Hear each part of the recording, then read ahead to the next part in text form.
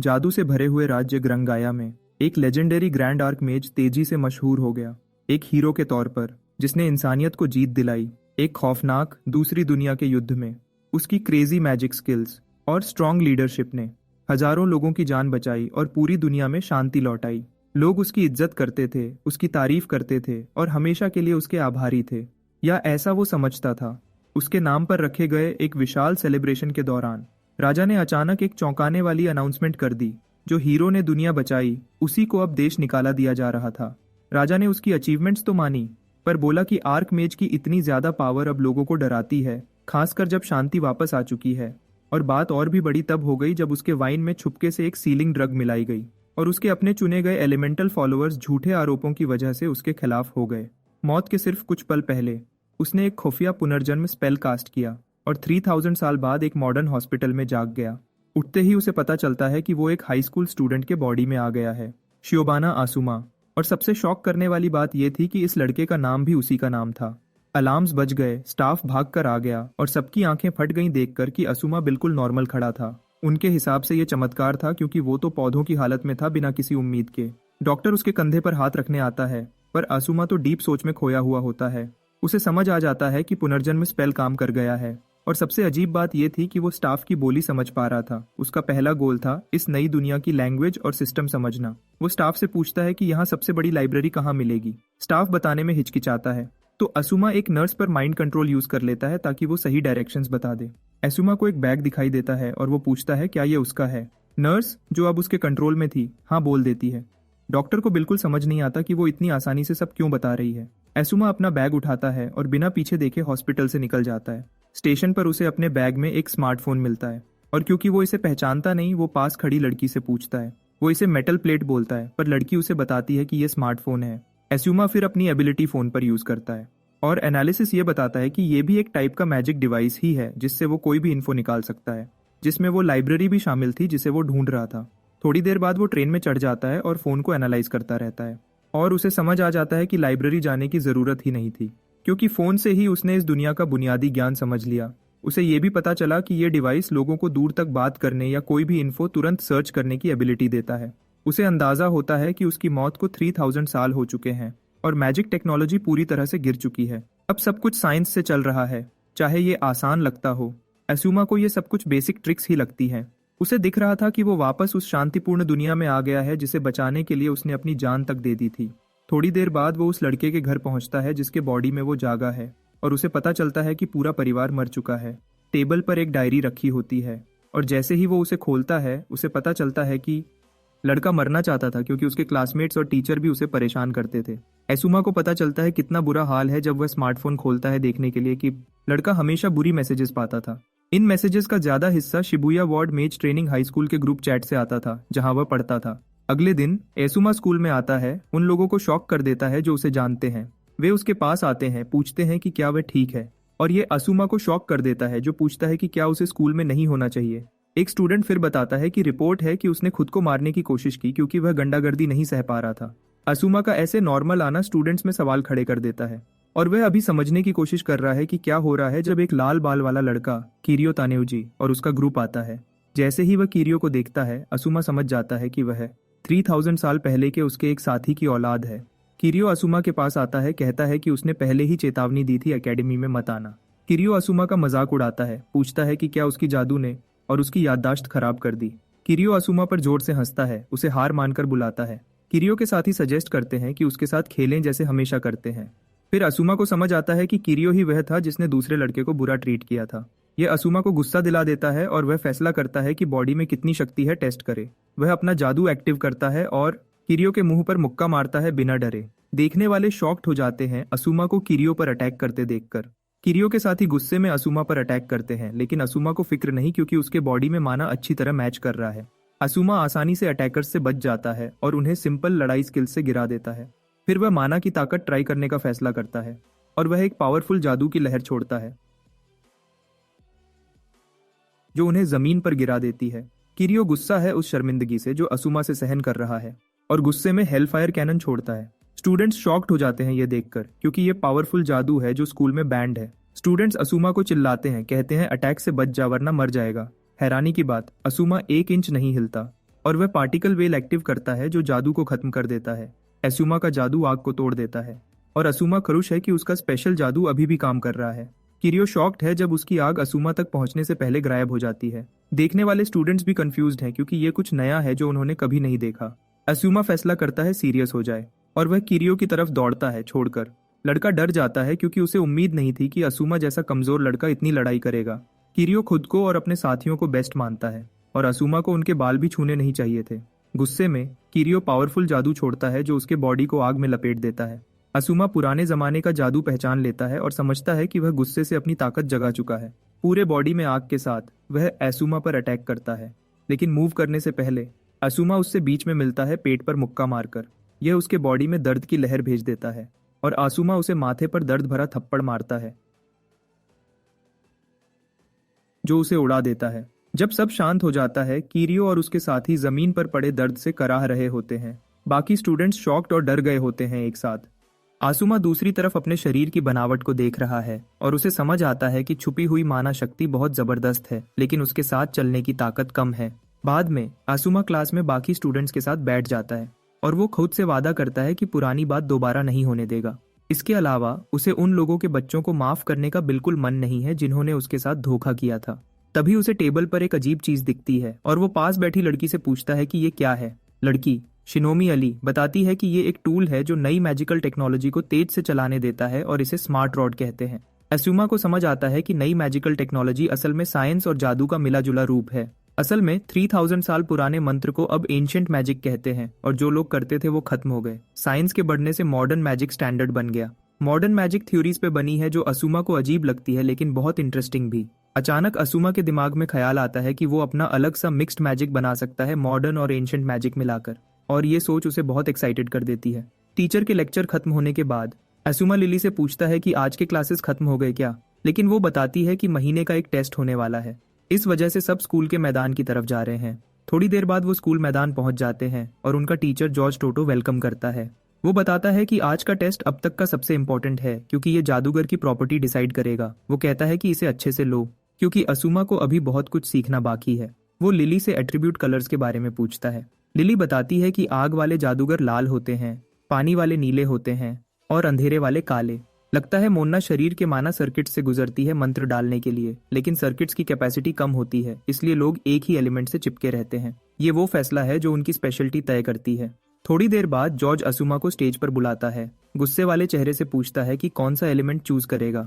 Confident चेहरे से असूमा George को बताता है कि उसे किसी एलिमेंट में इंटरेस्ट नहीं, वो नो एलिमेंट रहकर ही खुश है। जॉर्ज सोचता है असूमा मजाक कर रहा है, लेकिन असूमा साफ बता देता है कि उसका बिल्कुल इरादा नहीं सिर्फ एक एलिमेंट चूज करने का। ये जॉर्ज को बहुत गुस्सा दिला देता है क्योंकि उसे लगता है असूमा उसका मजाक उड़ा रहा है। बाकी स्टूडेंट्स हैरान हो जाते हैं क्योंकि असूमा नो एलिमेंट चूज कर रहा है। उन्हें यकीन नहीं होता कि वो जानबूझकर कमजोर ऑप्शन ले रहा है। ये असूमा का पहली बार है जब उसे नीट कहा गया और उसे समझ आता है कि मॉडर्न टाइम में बिना रंग वाले जादूगर को नीट कहते हैं, लेकिन वो फिक्र नहीं करता क्योंकि सब गलत समझ रहे हैं। एक तरफ का रास्ता लेना बेवकूफी है क्योंकि बिना रंग रहना ही माना को पूरी तरह यूज करने का सही तरीका है। जॉर्ज शिकायत करता है, पूछता है कि इतना बेकार असूमा एकेडमी में क्यों भर्ती हुआ है। जॉर्ज धमकी देता है कि असूमा को पीटेगा जैसे हमेशा पीटता था। असूमा समझ जाता है कि जॉर्ज वो टीचर है जो पुराने असूमा को हमेशा तंग करता था। जॉर्ज कहता है कि नो एलिमेंट जादूगर में कोई पोटेंशियल नहीं होता, लेकिन असूमा मान नहीं करता और कहता है कि नो एलिमेंट वाले सबसे स्ट्रांग होते हैं। जब जॉर्ज मान नहीं रहा, असूमा कहता है कि थ्योरी को नकली लड़ाई से टेस्ट कर लेते हैं। असूमा तैयार है दिखाने के लिए कि नो एलिमेंट सबसे स्ट्रांग है, लेकिन ये टीचर को और गुस्सा दिला देता है। उसे यकीन नहीं कि असूमा सच में उससे लड़ने की चैलेंज दे रहा है और इस वजह से वो स्टूडेंट्स को बताता है कि प्लान चेंज हो गया। वो बताता है कि आज का टेस्ट में एक नकली लड़ाई होगी बिना किसी रूल के। लिली डर जाती है जब सुनती है कि जॉर्ज डुअल में कोई लिमिट नहीं रख रहा क्योंकि जॉर्ज पूरे टीचर्स में सबसे स्ट्रांग है। लड़ाई शुरू होने से पहले जॉर्ज असूमा को कहता है कि जो भी होगा मुझे ब्लेम मत करना। असूमा आराम से जॉर्ज को कहता है कि तू अपने बारे में फिक्र कर। मैच शुरू हो जाता है और जॉर्ज 2 स्मार्ट रॉड्स निकालता है। कहता है कि एकेडमी में सिर्फ वो ही मल्टीपल एलिमेंट संभाल सकता है। वो 2 अटैक्स मिलाता है, मॉडर्न मैजिक का ब्रेस बॉम्ब और वज्र भाला। सब सोचते हैं असूमा खत्म हो गया क्योंकि अटैक्स सीधे उस पर जा रहे हैं, लेकिन सबकी बड़ी हैरानी के लिए वो आराम से अटैक को बाधा मंत्र से रोक देता है। जॉर्ज डर के मारे देखता रहता है क्योंकि जो कुछ उसके सामने हो रहा है वो बिल्कुल नामुमकिन सा लगता है। जॉर्ज असूमा पर एक और हमला कर देता है, लेकिन वो बिना मेहनत किए उसको रोक देता है। ये देखकर जॉर्ज को और देखने वाले स्टूडेंट्स को बड़ा शौक लगता है। जॉर्ज अपने सारे हमले करने लगता है जो वो कर सकता है। लेकिन असूमा धीरे धीरे उसके पास चलता जाता है और सारे हमले रोकता रहता है। जॉर्ज डर जाता है और चिल्लाता है असूमा से कि और पास मत आना। असूमा बिना डरे हुए उसके पास जाता है, उसकी स्मार्ट रॉड को तोड़ देता है और फिर हाथ उसके कंधे पर रखकर उस पर दर्द भरा हमला कर देता है। असूमा जॉर्ज से कहता है कि जो कुछ तूने किया सबको बता दे, वरना तुझे मिट्टी बना दूंगा। समझ जाने पर कि असूमा मजाक नहीं कर रहा, जॉर्ज सब कुछ बताने लगता है। वो बताता है कि वो हमेशा आंख बंद करता था जब किरियो और उसका ग्रुप हम पर जुल्म करते थे, तब भी जब असूमा ने उस पर भरोसा किया था, फिर भी उसने असूमा को मारा था इसके लिए। ये सुनकर स्टूडेंट्स को बड़ी हैरानी और निराशा होती है और वो जल्दी से हेडमास्टर को बुलाने दौड़ते हैं। जॉर्ज जमीन पर गिर पड़ता है घुटनों के बल और असूमा उसको ऊपर से देखता है और पूछता है कि एक कलरलेस जादूगर से हारने का कैसा लग रहा है। जॉर्ज से लड़ाई की वजह से असूमा क्लास में डरावना बन जाता है क्योंकि अब वो बिल्कुल अलग इंसान लगता है। दिन की क्लास खत्म होने के बाद असूमा फिर लिली की तरफ मुड़ता है उससे बात करने के लिए, जिससे लड़की हैरान हो जाती है। असूमा लिली को पहले की मदद के लिए शुक्रिया कहता है और लिली का चेहरा शर्माने से बिल्कुल लाल हो जाता है। असूमा लिली के लिए और बुरा कर देता है, पास जाकर पूछकर कि क्या वो उसके साथ बाहर जाएगी। ये सुनकर लिली को पूरा शौक लग जाता है। चेहरा बिल्कुल लाल किए हुए वो धीरे से हाँ कह देती है उसके साथ जाने के लिए, लेकिन जल्दी ही उसको समझ आता है कि असूमा का मतलब कुछ और है। वो सिर्फ चाहता है कि वो उसको स्कूल घुमाकर दिखाए और जरूरी जगह बताए जो उसको जानना है। स्कूल घुमाने के बाद असूमा उसकी मदद के लिए शुक्रिया कहता है और वो अपने आप को पूरा बेवकूफ महसूस करती है उम्मीद लगाने के लिए। वो अपने जज्बात छुपा नहीं पाती और वो रोने लगती है। जब तक असूमा पूछता है कि क्या हुआ है, वो जल्दी कहती है कि कुछ नहीं, और अपनी गलती छुपाने के लिए वो असूमा को स्कूल की सबसे अच्छी बिल्डिंग में ले जाती है, मैजिक एनालिसिस रूम। लिली उसको बताती है कि स्टूडेंट्स इस रूम को यूज कर सकते हैं अगर अप्लाई कर लें। असूमा फिर लिली से कहता है कि अब टूर खत्म कर सकती हो क्योंकि सब समझ आ गया है। मदद के लिए शुक्रिया, और वादा करता है कि एक दिन इस मदद का बदला जरूर चुकाएगा। लिली सबसे हैरान हो जाती है, जिससे वो पूछ बैठती है कि क्या ये लड़का सच में असूमा है। वो मानती है कि असूमा आज दिन शुरू होने से बिल्कुल अलग लग रहा है। असूमा मानता है कि शायद अलग लग रहा हूँ क्योंकि कल ही उठा था और यादें थोड़ी उलझी हुई हैं। फिर वो माफी मांगता है उसको परेशान करने के लिए, लेकिन अंदर से असूमा खुश है कि लिली को इतनी जल्दी समझ आ गया कि कुछ गलत लग रहा है। ये बात खत्म होने के बाद लिली चली जाती है और असूमा एनालिसिस रूम में रह जाता है। असूमा कंप्यूटर पे हाथ रखता है और कहता है कि पुरानी और नई मैजिक का एनालिसिस करो। असूमा को पूरा भरोसा है कि कंप्यूटर से वो एक नया और अपना हाइब्रिड मैजिक बना लेगा।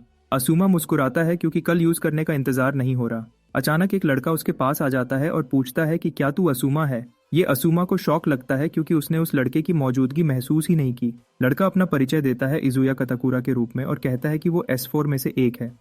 आसुमा को समझ नहीं आता कि S4 का मतलब क्या है और इजुया बताता है कि ये स्ट्रॉन्ग 4 का मतलब है। बेसिकली जो लोग इस ग्रुप में हैं उनको एकेडमी का सबसे मजबूत समझा जाता है और इजुया उनमें से एक है। जोया असूमा से कहता है कि उसने सुना है तूने किराओ को हरा दिया, जो इस ग्रुप का मेंबर भी है। अजुया को सबसे ज्यादा हैरानी ये बात देती है कि वो कलरलेस जादूगर है, लेकिन अजुया मानता है कि असूमा ने किरियो को मारा इसलिए क्योंकि वो उसके कामों को पसंद नहीं करता।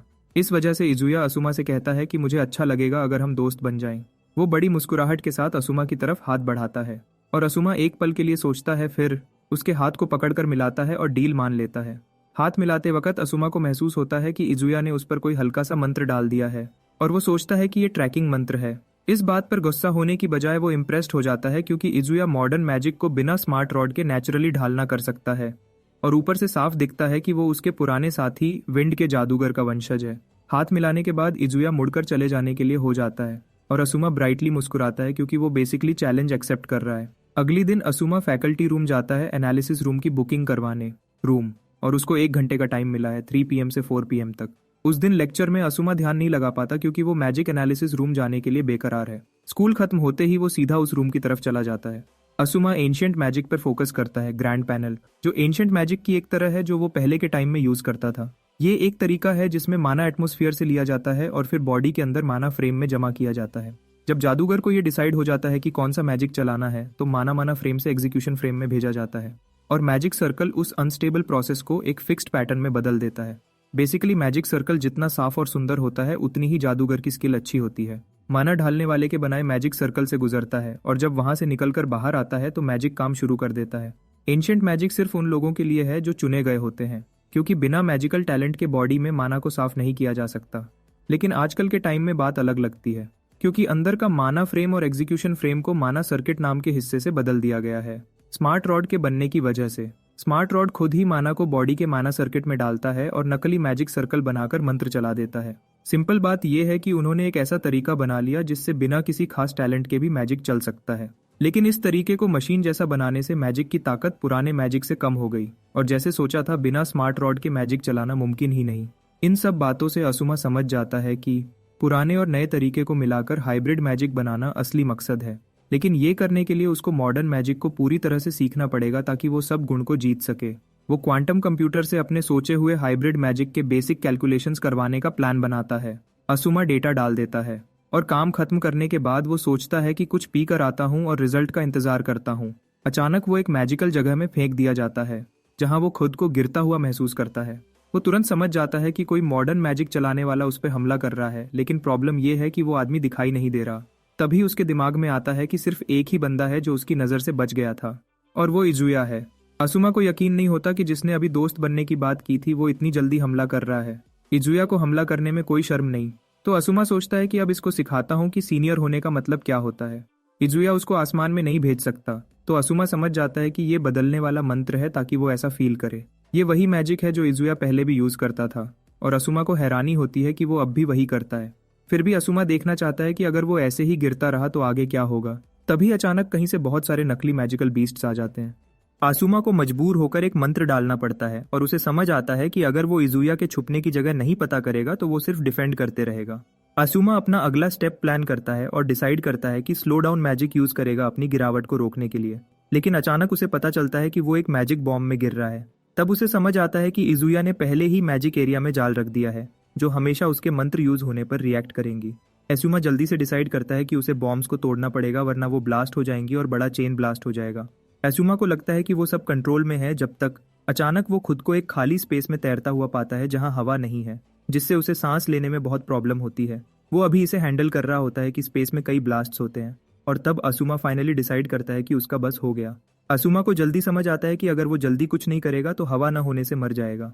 ऊपर से मैजिक स्पेस की बनावट बहुत केयरफुली है, जैसे कोई आर्ट का पीस, क्योंकि उसे इजुया का तरीका पता है। उसे यकीन है कि वो कहीं पास छुपकर देख रहा है ताकि उसकी डेथ देख सके। इसका मतलब स्पेस अपने आप नहीं चल रहा, इजुया जरूर पास में है और खिड़की से देख रहा है। एसुमा डिसाइड करता है कि उसका बाहर निकलने का रास्ता वो खिड़की ढूंढना है और वो खुद को फुल फोकस मोड में डाल देता है। इजुया को लगता है कि असुमा फाइनली हार मान रहा है, लेकिन वो रुकने को तैयार नहीं। इजुया को लगता है कि असुमा फाइनली हार मान रहा है, लेकिन साथ ही वो पीछे हटना नहीं चाहता। अचानक एक बड़ा ब्लास्ट स्पेस को हिलाता है और ये असुमा की वजह से है। असुमा अपना सारा फोकस्ड पावर अपने अटैक में डाल रहा है और एक बार में रिलीज कर देता है। इजुया शॉक्ड हो जाता है ये देखकर, लेकिन असुमा नहीं रुकता। वो अपना बड़ा मैजिक सर्कल और बड़ा करता रहता है। उसका प्लान है स्पेस में गलत चीज को दिखाना और इजुया के वॉचिंग स्पॉट को खोज करना। कुछ टाइम ये करने के बाद वो फाइनली इजुया को खोज कर लेता है और बिना टाइम वेस्ट किए स्पेस की वीकनेस यूज करता है। वो अपना खुद का मैजिक तोड़ देता है और खुद को मैजिक रूम में वापस पाता है। इससे वो कंफर्म करता है कि इजुया माइंड ट्रिक मैजिक यूज कर रहा था। असुमा फिर रूम से बाहर निकल जाता है। इजुया को बैठा हुआ पाता है। असुमा उसके पास जाकर पूछता है कि पहले तूने कहा था हम फ्रेंड्स बनेंगे, तो अब मुझे हर्ट क्यों करना चाहता है। इजुया एक्साइटमेंट से खड़ा हो जाता है, कहता है तू बिल्कुल वैसा ही है जैसा मैंने सोचा था। इजुया बात करता है कि फेक मैजिक तोड़ना और बिना बोले फ्लोटिंग मैजिक यूज करना तेरे लिए कितना ईजी था। इजुया असुमा से कहता है कि तू एक अच्छा इंसान है जो ये कर सका। इजुया खुशी से इधर उधर घूमता हुआ असुमा की कौशल को दुनिया के बेस्ट आर्ट से कंपेयर करता है। वो असुमा से कहता है कि तू ग्रेट है और वो तेरे जादुई रास्ते को जानना चाहता है। अचानक इजुया का फेस बदल जाता है और वो असुमा से कहता है कि उसे सबसे ज्यादा पसंद है सुंदर चीजों को टूटते देखना।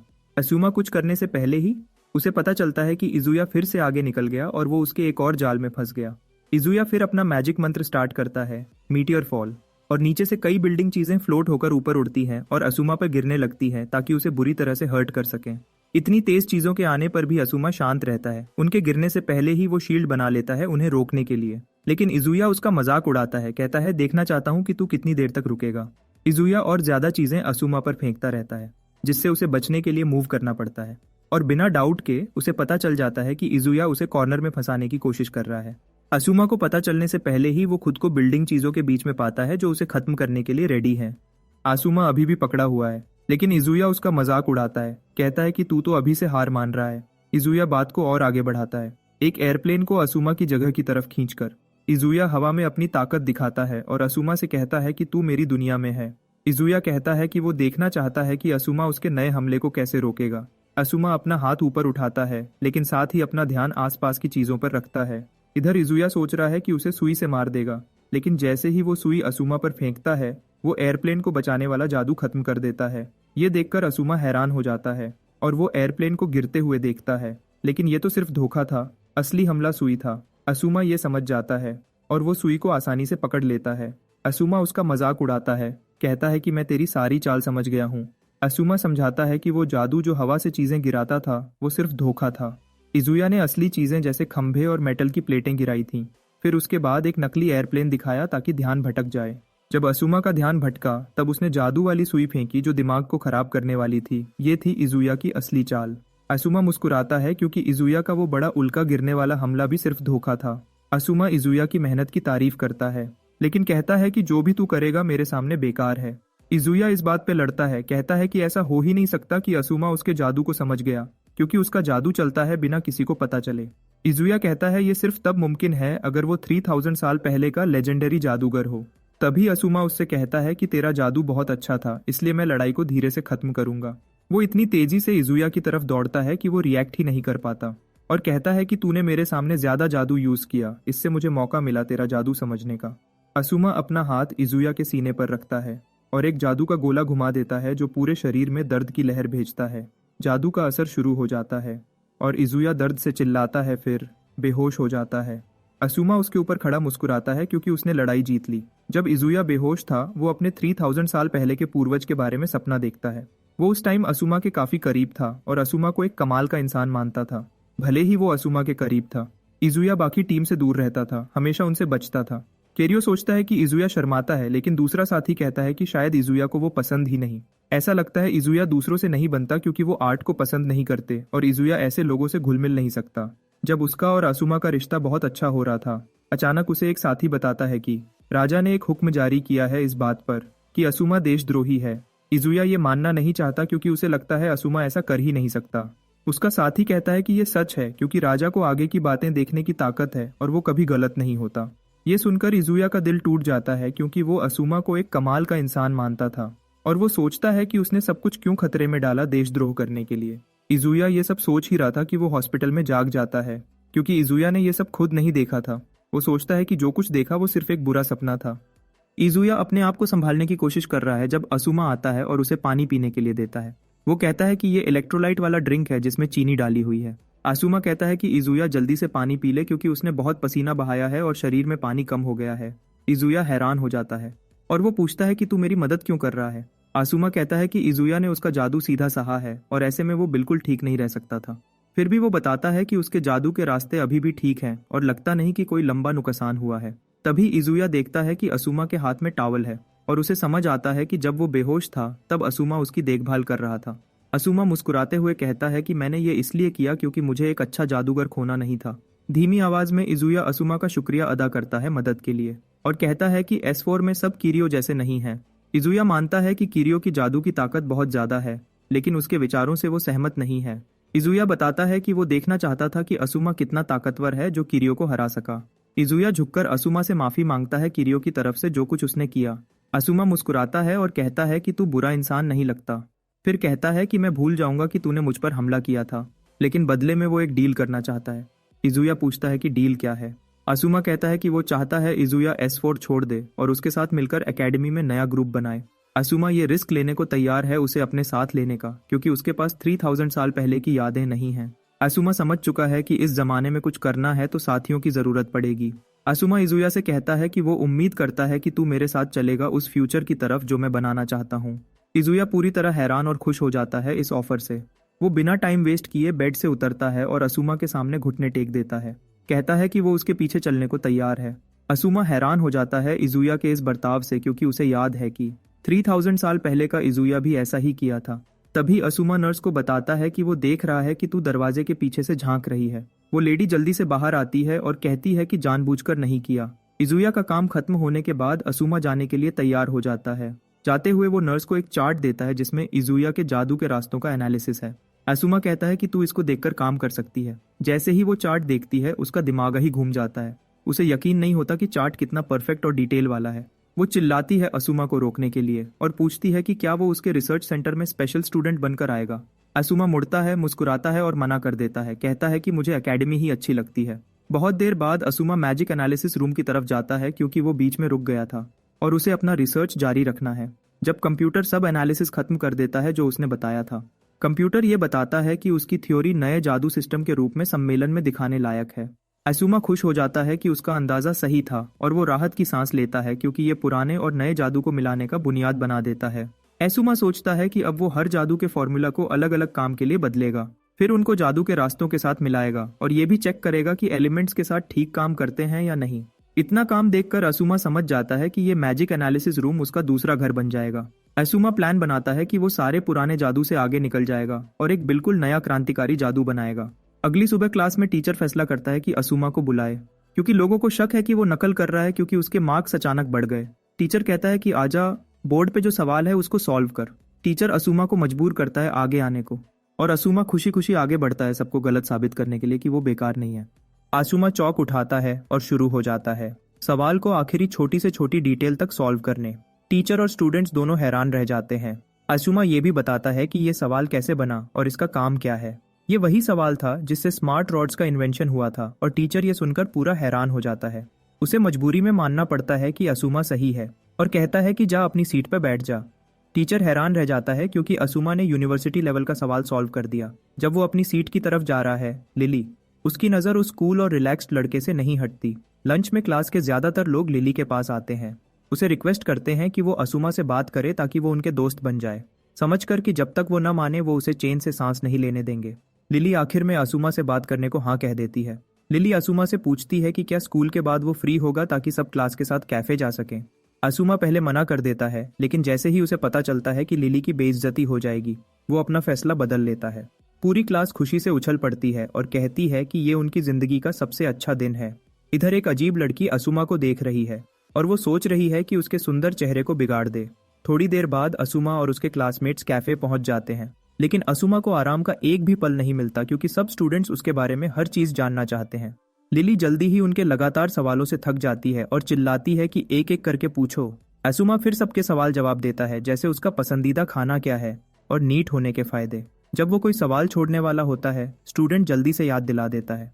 असुमा बताता है कि वो जिस इंसान के सबसे करीब है वो लिली है और ये सुनते ही लिली को लगता है जैसे बेहोश हो जाएगी, लेकिन वो खुद को संभालती है ताकि पहले जैसे न हो। फिर भी वो अपना गुस्सा कप पे निकालती है, इतना जोर से दबाती है कि कप में जो था सब गिर जाता है। असुमा फिर भी उसे शर्माने का मौका देता है गिरी हुई चीज के लिए तसल्ली देकर। लिली असुमा से कहती है कि स्टूडेंट्स इसलिए क्यूरियस हैं क्योंकि उनके यहाँ एलीट कोर्सेज नहीं होते। उनके लिए नीट का मतलब है no education, no job, no training. लेकिन सबको यकीन है कि असुमा के केस में ऐसा नहीं, बल्कि नीट मतलब है कुशल, चतुर और शानदार। असुमा ये सुनकर मुस्कुराता है और कहता है कि शायद तुम लोग सही हो। लिली को यकीन नहीं होता कि असुमा उनकी सारी बातों से खुश है।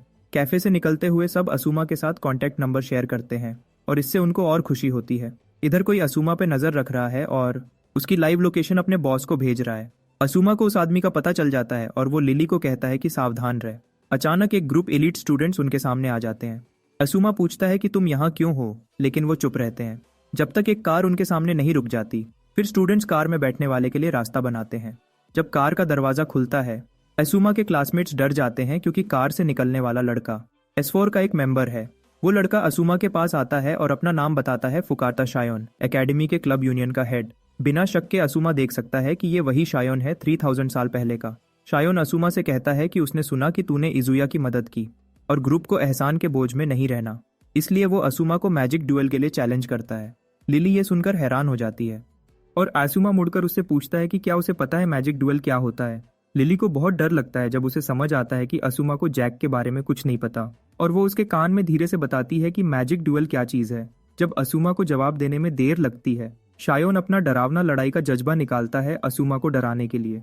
असुमा उस जज्बे को देखता है और समझ जाता है कि ये लड़ने की स्पिरिट है जो उस पर निशाना बनी हुई है और बाकी क्लासमेट्स पर भी। असुमा को एहसास होता है कि शायोन बंधकों को भी पकड़ सकता है बस ड्यूएल मनवाने के लिए, क्योंकि ये असुमा के लिए एक मजेदार मौका है। वो ड्यूएल मान जाता है। जैसे ही वो ड्यूएल के लिए हाँ कहता है, शायोन अपनी तलवार निकालता है और असुमा से कहता है कि ड्यूएल कल सुबह एकेडमी के बीच वाले अरीना में होगा। असुमा मुस्कुराता है क्योंकि उसे बिल्कुल फिक्र नहीं और वो शायोन को दिखाने के लिए तैयार है कि वो उससे कितना बेहतर है। बाद में असुमा को एक साफ सपना आता है और सपने के अंदर से वो अपने मन के गहरे हिस्से में जाता है। असुमा को ये बड़ा मौका लगता है पुराने शरीर के मालिक के बारे में जानने का। उसे याद आता है कि जब वो इस शरीर में आया था थोड़ी सी बची हुई माना शरीर के मैजिक सर्किट्स में थी जिसको उसने छुआ नहीं। वो सोचता है कि उस माना को देखकर पुराने मालिक के ख्याल पड़ सकता है। उसे लगता है कि पुराने असुमा का थोड़ा सा हिस्सा उसके ख्यालों में होगा। ये करने के लिए उसे अपनी रूह निकालने के लिए मैजिक चाहिए, लेकिन उसे याद आता है कि ऐसी कोई पुरानी मैजिक नहीं है। अपने जीनियस होने की वजह से वो खुद एक नई मैजिक बनाने का फैसला करता है। वो आइडिया पर कूद जाता है और सब कुछ जोड़कर बनाने लगता है और वो कर लेता है। वो मुस्कुराता है क्योंकि वो मन के अंदर नई मैजिक बना रहा है। असुमा को पूरा भरोसा है कि वो ही ऐसा करने वाला है। जैसे सोचा था असुमा कामयाब हो जाता है और शरीर के ख्याल निकाल लेता है। छोटा असुमा डर जाता है जब अपने जैसे ही एक नखल को सामने देखता है और पूछता है कि ये कहाँ है, लेकिन उसका सर दर्द करने लगता है और वो दर्द से घुटनों पर गिर जाता है। असुमा समझ जाता है कि छोटे असुमा और शरीर के बीच यादें मिलने शुरू हो गई हैं। सारी यादें आने लगती हैं और असुमा को पता चलता है कि उसने अपने कमरे में खुद को मारने की कोशिश की थी, इसलिए बेहोश हो गया। उसके बाद हॉस्पिटल में गया और कोमा में चला गया जिससे वो नहीं उठने वाला था। वो असुमा से पूछता है कि जो देखा वो सही है और असुमा हाँ कहता है। वो बताता है कि अभी उसका शरीर उधार पे ले रहा है और माफी मांगता है, लेकिन छोटे लड़के को ऐतराज नहीं क्योंकि बिना इसके वो कोमा में ही रहता। छोटा असुमा पूछता है कि 3000 साल पहले का इंसान उसके शरीर में क्यों आया। असुमा धीरे से समझाता है और जब समझाता है छोटा असुमा पागल होने के करीब हो जाता है। असुमा केरियो और टीचर के तंग करने की कहानी भी बताता है, लेकिन असुमा उनको पहले ही हरा चुका है और दूसरे मजबूत दुश्मनों को भी। असुमा बताता है कि ये सब शरीर की हिफाजत के लिए कर रहा है। छोटा असुमा हैरान हो जाता है कि वो स्कूल में छोटी सी मशहूर शख्सियत बन जाता, लेकिन अब उसे फिक्र नहीं क्योंकि वो मर चुका है। छोटा असुमा बताता है कि अब उसे सब याद आ गया कि कैसे हुआ। जब वो कोमा में था एक उल्का बारिश गुजरी और उल्के एक बड़े काले सुराख में खींचे जा रहे थे, लेकिन काले सुराख के अंदर एक छोटी रोशनी थी जो उसकी नजर में आई। वो बताता है कि रोशनी झिलमिला रही थी जैसे लड़ रही हो और उसने उस रोशनी की जगह लेने का फैसला किया। छोटा असुमा अंदर कूद गया और गिरता ही चला गया। उसने समझ लिया कि वो ऐसा इंसान है जो मरना चाहता था लेकिन जी रहा था, जबकि असुमा वो था जो जीना चाहता था लेकिन मर गया। यंग असुमा मुस्कुराता है, कहता है शायद जो होना था वही हुआ, लेकिन बूढ़ा असुमा इससे अग्री नहीं करता। कहता है कि वो दोनों एक ही बॉडी में दो अलग रूह हैं और इनमें से कोई भी अकेला असुमा बनकर नहीं रह सकता। भरोसे से असुमा यंग असुमा को बताता है कि अभी वो उनकी कहानी में है और वो वादा करता है कि उसका सपना पूरा करेगा। यंग असुमा ये सुनकर मुस्कुराता है और उसकी आंखों से आंसू गिरते हैं। वो बूढ़े असुमा से हैंडशेक करता है और मदद के लिए शुक्रिया कहता है। यंग असुमा बूढ़े असुमा को बताता है कि उसे खुशी है कि वो उसकी इच्छा पूरी करने की कोशिश कर रहा है। फिर यंग असुमा बूढ़े असुमा से पूछता है कि क्या वो उसकी मदद के लिए कुछ कर सकता है, और बूढ़ा असुमा उसे कैफे में हुआ वाकया बताता है। वो यंग असुमा को बताता है कि लिली कोई अजीब मंत्र जप रही थी जैसे सब ऑल यू को व्हाइट मोका में बदल दिया। इससे बूढ़ा असुमा कंफ्यूज्ड हो गया है और वो यंग असुमा से पूछता है कि क्या वो इसका मतलब बता सकता है। यंग असुमा ये सुनकर हंस पड़ता है और वो बूढ़े असुमा को कहता है कि उसे मदद करने में कोई प्रॉब्लम नहीं, लेकिन तभी उसकी बॉडी का रंग फीका होने लगता है। बताता है कि उनका टाइम खत्म हो गया। यंग असुमा फिर बूढ़े असुमा को शुक्रिया कहता है कि उसे वापस लाया। गायब होने से पहले वो बूढ़े असुमा को बताता है कि वो उनकी कहानी को देखता रहेगा। जब असुमा जागता है उसे पता है कि यंग असुमा सिर्फ एक बाकी ख्याल है, लेकिन साथ ही वो उसकी सारी इच्छाएं पूरी करना चाहता है। इधर शायोन के घर पर वो एक बड़े क्रिस्टल के सामने बैठा है जिसे वुडसाइट नाइट्राइड या कैल्कॉम कहते हैं, जो सिर्फ फुकाटा फैमिली की पहाड़ियों में ही मिलता है। ये दुनिया का सबसे सख्त मेटल है और चायन ध्यान करने के बाद वो अपनी तलवार से मेटल को टुकड़े टुकड़े कर देता है।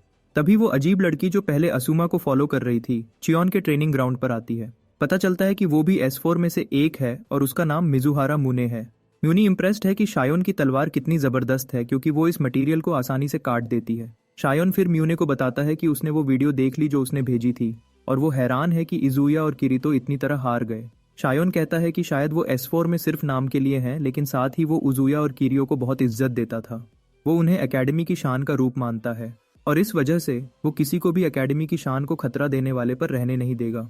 म्यूने उससे अग्री करती है, बताती है कि अगर वो असुमा को कमजोर समझेगा क्योंकि वो नीट है तो उसे पछतावा होगा, जैसे इजुया और किरियो को हुआ। शायोन फिर अपनी तलवार निकालता है और वो चांद पर कसम खाता है कि वो असुमा को हरा देगा। कहता है कि उसे परवाह नहीं अगर असुमा को कुछ हो जाए क्योंकि एकेडमी की इज्जत एक इंसान की जान से ज्यादा है। म्यूने ये सुनकर खुश होती है और चियोन से कहती है कि असुमा के सुंदर चेहरे को तोड़ दे। म्यूने फिर पूछती है कि क्या वो फाइट में अपना सीक्रेट वेपन निकालेगा, लेकिन शायोन मना करता है। सोचता है कि फाइट में इसकी जरूरत नहीं पड़ेगी। वो मानता है कि उसकी फेमिलियरिटी ही काफी है लड़ाई के लिए। और ऐसे ही ड्यूएल का दिन आ जाता है और आसुमा पूरी चीज से एक्साइटेड है। मैजिक ड्यूएल की बात करते हुए, ये स्टूडेंट्स के बीच अलाउड लड़ाई है जो मैजिक के यूज पर बेस्ड है।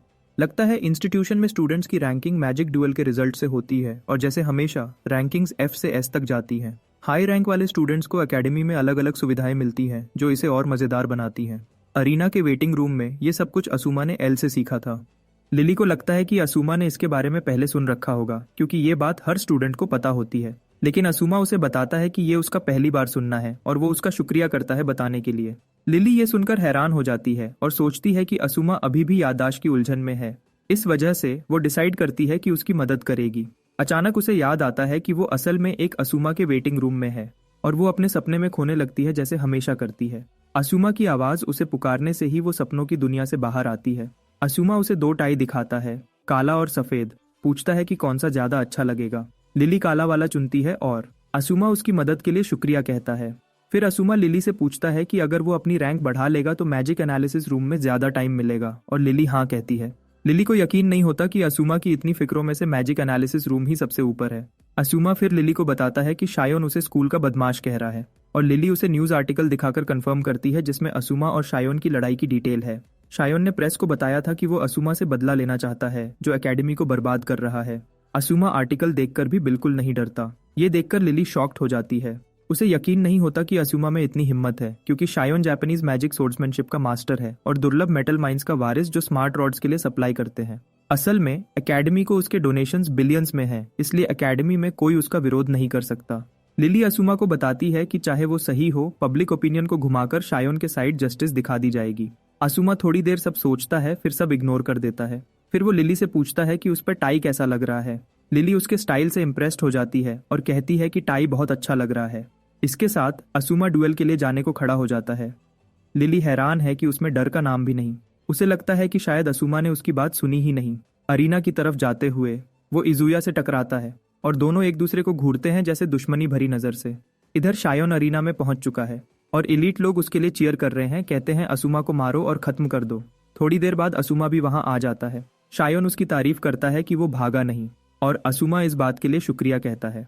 अचानक शायोन असूमा से पूछता है कि तू है कौन। ये सवाल सुनकर असूमा शॉक्ड हो जाता है। सोचता है कि शायोन ने उसकी दोबारा जन्म लेने वाली बात समझ ली। शायोन असूमा को बताता है कि वो मैच को सीरियसली ले रहा है क्योंकि असूमा ने किरियो और इजुया को हरा दिया जो बिल्कुल लक नहीं था। यही वजह है कि वो पूछ रहा है कि असूमा है कौन और साथ ही वो अपना जबरदस्त लड़ाई का जज्बा दिखाता है। असूमा इस दबाव में भी बिल्कुल नहीं घबराता और सीधा कहता है कि वो असूमा है। शायोन इम्प्रेस्ड होता है कि असूमा उसके जज्बे से भी नहीं डरा और बताता है कि वो उसे कमजोर नहीं समझेगा। शायोन कहता है कि वो पूरी ताकत से उससे लड़ेगा और कुचल देगा। असूमा ये सुनकर मुस्कुराता है, कहता है कि यही तो वो चाहता था और यकीन दिलाता है कि वो भी पूरा जोर लगाएगा। जैसे ही रेफरी मैच शुरू करने वाला होता है, शायोन उसे रोक देता है। शायोन फिर असूमा को कहता है कि वो उस पर रहम की तैयारी है क्योंकि फुकाता फैमिली में ये रिवाज है। शायोन असूमा को कहता है कि अगर वो अभी विड्रॉल लेटर दे दे तो वो उसे गलती से हार मानकर छोड़ देगा और इस तरह असूमा को चोट नहीं लगेगी। लेकिन शर्मा की बात है कि इतने स्टूडेंट्स जो जमा हुए हैं वो बेकार आ गए। शियोन असूमा से पूछता है कि तेरा फैसला क्या है और असूमा रेफरी की तरफ मुड़कर उससे भी कुछ पूछता है। असूमा शायोन से पूछता है कि अगर वो मैच जीत गया तो उसकी रैंक क्या होगी। रेफरी बताता है कि शायोन अभी S रैंक स्टूडेंट है जबकि असूमा F रैंक है। इसका मतलब अगर असूमा ड्यूएल जीत गया तो वो सीधा A रैंक पर पहुंच जाएगा। ये सुनकर असूमा शायोन की तरफ मुड़ता है और कहता है कि वो मैच से पीछे हट जाएगा अगर शायोन उसकी रैंक F से S कर दे। असूमा बात पूरी करता है कि इस तरह शायोन को भी चोट नहीं लगेगी। जैसे ही वो ये कहता है, शायोन का गुस्सा पूरे रूम में फैल जाता है। शायोन असूमा को कहता है कि बहुत दिन बाद किसी ने उसके सामने इतनी बेइज्जती की है। असूमा की इस बदतमीजी की वजह से शायोन उसे यकीन दिलाता है कि अब वो माफ नहीं करेगा, चाहे रोए या हाथ जोड़े, बल्कि वो असूमा को पूरी तरह पीटकर कचरा बना देगा। असूमा उसे और छेड़ता है, कहता है कि आजा पूरा जोर लगाकर। शायोन गुस्से में रेफरी से कहता है कि मैच शुरू करो और क्योंकि शायोन उसके पुराने जन्म का साथी है, असूमा जानता है कि वो रुक नहीं सकता वरना हार जाएगा। असूमा का प्लान है कि शुरू से ही पुरानी मैजिक की पूरी ताकत यूज करेगा। असूमा अपना मैजिक सर्कल दिखाता है।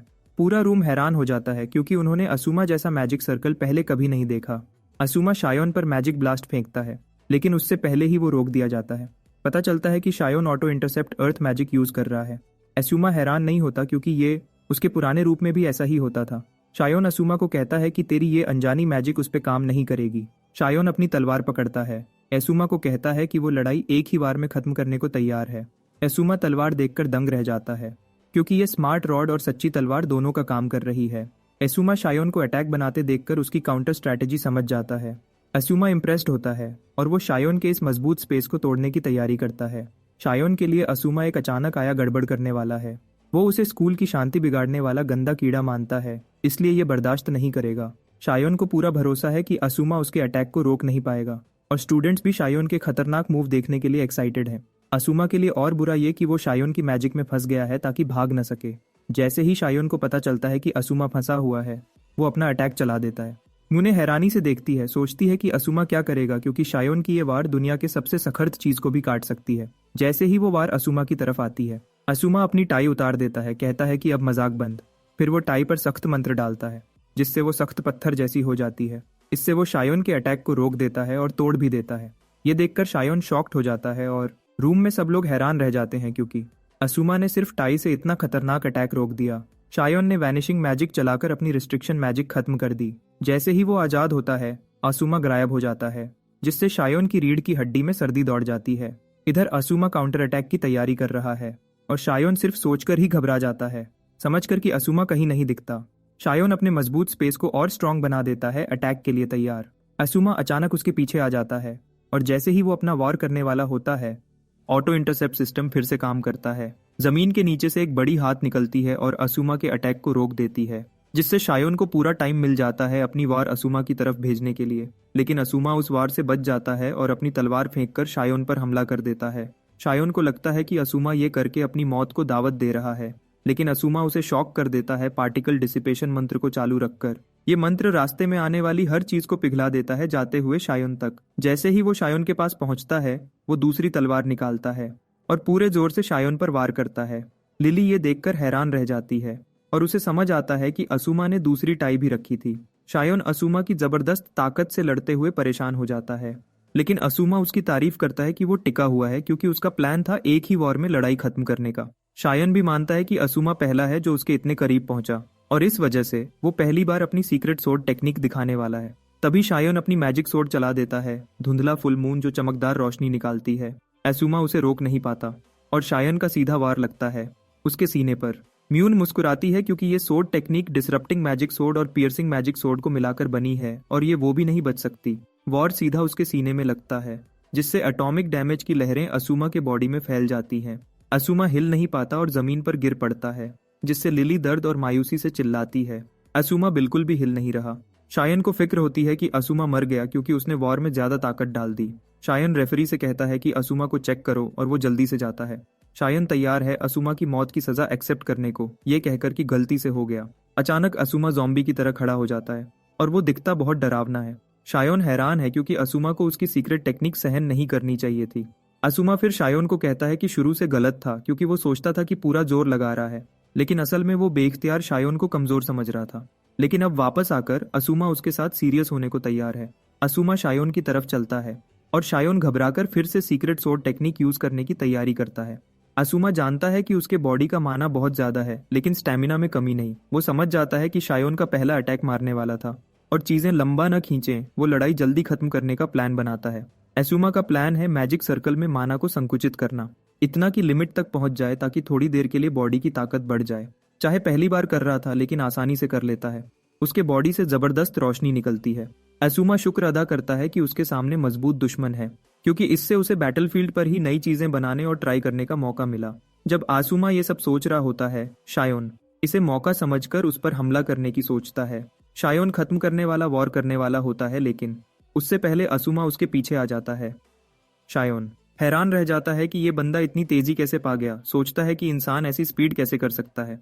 फिर भी उसे लगता है कि अभी भी उसका सीक्रेट वेपन बाकी है और वो अपना परिचित निकाल देता है। उसका परिचित नीचे से निकलता है और एसुमा की टांग पकड़ लेता है। शायोन को लगता है कि उसने एसुमा की हिलना बंद कर दिया है, लेकिन एसुमा उसे हैरान कर देता है, परिचित को सिर्फ एक हाथ से खींचकर बाहर निकालकर। एसुमा उसे दूर फेंक देता है जैसे कागज हो, फिर जादू मंत्र से उसे खत्म कर देता है। पूरा रूम हैरान रह जाता है। एसुमा शायोन को बताता है कि अब तेरा ऑटोमेटिक अवरोधन का ऑप्शन खत्म हो गया क्योंकि उसने तेरा परिचित मार दिया। शायोन ये देखकर कांप जाता है। एसुमा उसकी तरफ चलता है, कहता है कि अब खत्म। शायोन को यकीन नहीं होता जो उसके सामने हो रहा है, क्योंकि वो जापान का सबसे टॉप तलवारबाज है। लेकिन वो हार नहीं मान रहा और पूरे जोर से चिल्लाता है अपना आखिरी ऑप्शन बुलाने के लिए।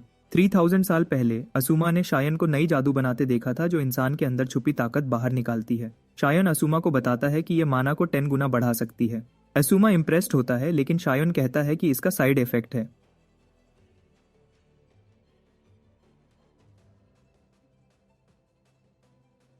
बताता है कि इसे यूज करने से कास्टर का जंगली रूप बाहर आ जाता है। इस वजह से शायोन को लगता है कि इसे और बेहतर बनाना पड़ेगा। फिर भी वो बताता है कि उन्होंने एक्सपेरिमेंट के लिए एक इंसान ढूंढ लिया है, और क्योंकि ये खतरनाक एक्सपेरिमेंट है, असुमा पूछता है कि सब्जेक्ट कौन है। शायोन असुमा को बताता है कि उसके दिमाग में कौन है, और ये सुनकर असुमा शायोन को कहता है कि काम जारी रख, वो उसकी नई जादू पर भरोसा करेगा। अब प्रेजेंट में शायोन इस जादू को चला पाता है और उसका दूसरा रूप बाहर आ जाता है।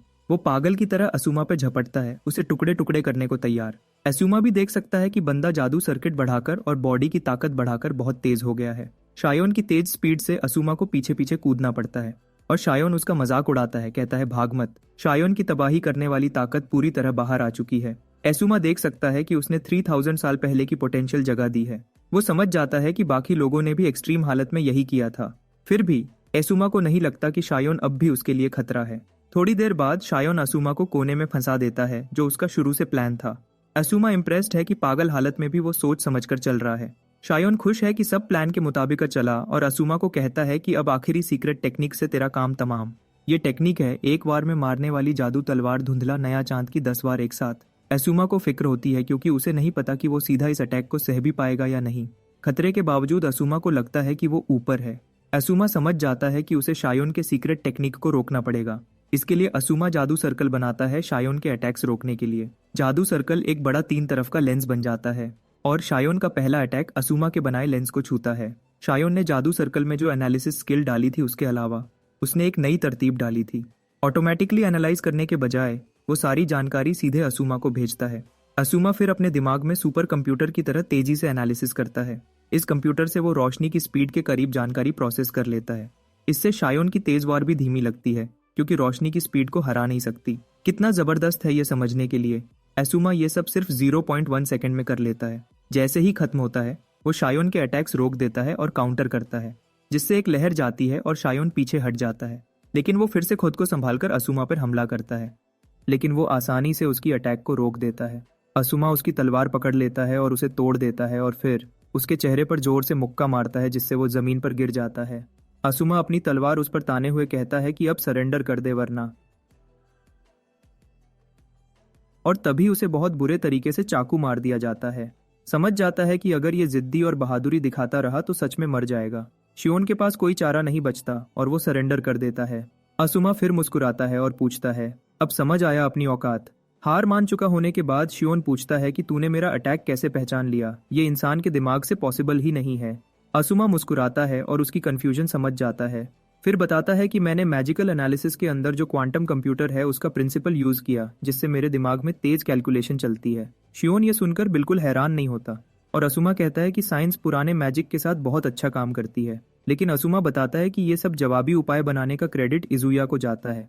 लड़ाई से पहले इजुया ने असुमा को बताया था कि शियोन के अंदर एक अग्रेसिव अलग पर्सनैलिटी है, एक नॉर्मल वाली और एक गुस्से वाली। उसने कहा था कि जब तक उस अग्रेसिव वाली को हरा नहीं देते तब तक सावधान रहना। शियोन यकीन नहीं करता कि कोई आम जादूगर ऐसा कर सकता है और असुमा मुस्कुराता हुआ कहता है कि मैं कोई आम जादूगर नहीं हूँ, मैं ग्रैंड जादूगर हूँ। इसी बीच स्टूडेंट्स खुशी से झूम उठते हैं और असुमा की जीत मनाते हैं और स्टैंड्स में लिली से ज्यादा खुश कोई नहीं है। लड़ाई खत्म होने के बाद शियोन की हार की खबर पूरे जगह फैल जाती है और सबको पता है कि ये बात आने वाली कई पीढ़ियों तक याद रहेगी। असुमा को शियोन को हराने की वजह से रिवॉर्ड मिलता है और उसकी प्रमोशन ए रैंक तक हो जाती है, जिसमें कुछ एक्स्ट्रा फायदे हैं जैसे मैजिक एनालिसिस रूम में ज्यादा टाइम बिताने की परमिशन। असुमा खुश होता है क्योंकि अब हर रोज परमिशन लेने की जरूरत नहीं पड़ेगी और इससे उसका मिशन भी जल्दी पूरा हो जाएगा। असुमा एक्साइटेड है कि क्वांटम कंप्यूटर से आगे क्या क्या बनेगा। उसी दिन शाम को असुमा घर वापस आता है और समझता है कि पुनर्जन्म को 1 हफ्ता हो गया और मॉडर्न जमाने की समझ भी गहरी हो गई। जमीन के बारे में भी काफी कुछ सीख लिया और ये भी पता चला कि 3000 साल पहले और आज के बीच एक बड़ी कल्चरल टूट फूट हुई थी। मतलब कुछ चीजें पुराने से नए जमाने तक आईं और कुछ नहीं। इस टूट फूट का नाम है ग्रेट कैलामिटी। इस वजह से मैजिक कमजोर हो गया और साइंस बढ़ गया। असुमा खुश है कि पूरा खत्म नहीं हुआ, बस कम हो गया। पुराना मैजिक छोटा सा ग्रुप बन गया और कल्ट की तरह ट्रीट किया जाने लगा, लेकिन साइंस की ताकत से फिर से फेमस हो गया। साइंस की मदद से मॉडर्न मैजिक बनाया गया जो कोई भी यूज कर सकता है पुराने मैजिक के मुकाबले में जिसके लिए टैलेंट चाहिए था। और ये सोचकर देखो, जो किंगडम ने पहले असुमा को धोखा दिया था वो अब खत्म हो चुका है। लेकिन जब से असुमा को अपने 3 पुराने साथियों से मुलाकात हुई, वो समझ जाता है कि मीवन भी एकेडमी के अंदर कहीं है। और ये भी लगता है कि जो किंग ने उसको पहले धोखा दिया था वो भी मॉडर्न टाइम में मौजूद है।